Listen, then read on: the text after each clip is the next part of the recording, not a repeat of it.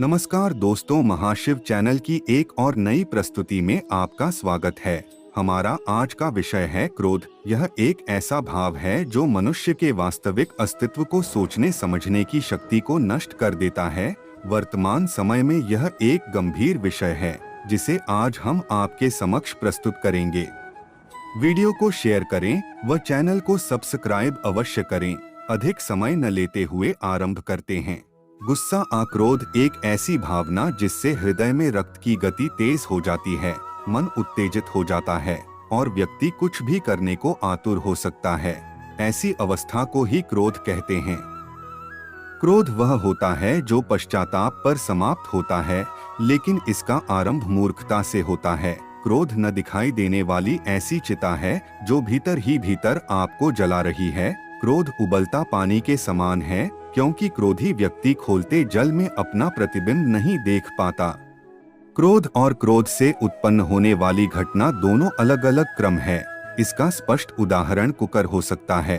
क्रोध से उत्पन्न होने वाली घटना कुकर की सीटी के बराबर है और कुकर के नीचे चलने वाली अग्नि क्रोध है। जब क्रोध बढ़ता है तब दबाव उत्पन्न होता है और सीटी बज जाती है।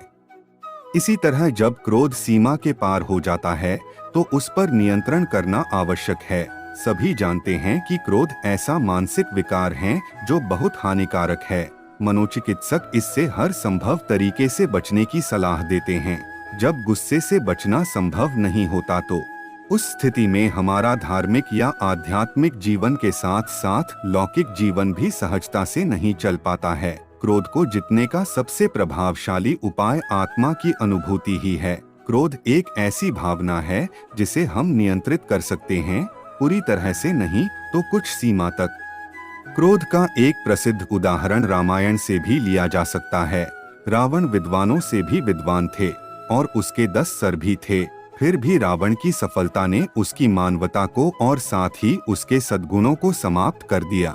जब उसकी बहन शूर्पणखा ने अपने गलत कार्यों के कारण नाक कटवाकर अपनी कहानी रावण को सुनाई, जो स्वभाव से जल्दी क्रोधित हो जाता था, तो वह यह साधारण प्रश्न पूछना भूल गया कि तुम राम और लक्ष्मण से मिलने क्यों गई? श्री राम से बात न करके रावण ने उनका पक्ष नहीं सुना। परिणाम में केवल सर्वनाश ही हुआ। रावण उस समय सबसे ज्यादा तनावपूर्ण व्यक्ति रहा होगा। यह सब इसलिए हुआ क्योंकि वह बहुत जल्दी ही क्रोधित हो जाता था। इसलिए विचार करना आवश्यक है कि अपने क्रोध को कम करने का प्रयास करें और निर्णय कीजिए कि आप क्या बनना चाहते हैं, राम या रावण।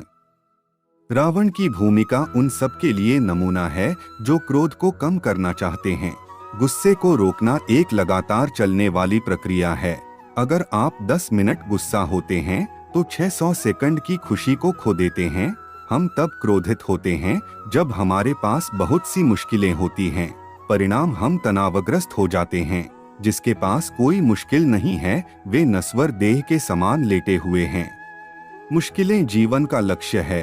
भगवान से मुश्किलें दूर रखने की प्रार्थना करने की बजाय हमारी प्रार्थना यह होनी चाहिए कि हे ईश्वर, मुझे अधिक मुश्किलें दीजिए और उन्हें हल करने के लिए ज्यादा बुद्धिमता और बल भी। आज के लिए केवल इतना ही। जाने से पूर्व वीडियो को लाइक करें व चैनल को सब्सक्राइब अवश्य करें।